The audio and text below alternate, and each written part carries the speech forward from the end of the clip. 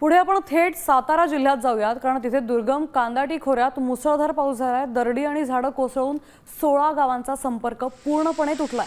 4 दिवसांपासून वीज आणि मोबाईल नेटवर्क गायब आहे, तर भात शेतीचं अतोनात नुकसान झालंय। रस्ते आणि पूल खचलेत, त्यामुळे अनेक पर्यटक या परिसरातच अडकून पडले। प्रशासनाकडून मदत आणि रस्ते मोकळे करण्याचे प्रयत्न सुरू आहेत।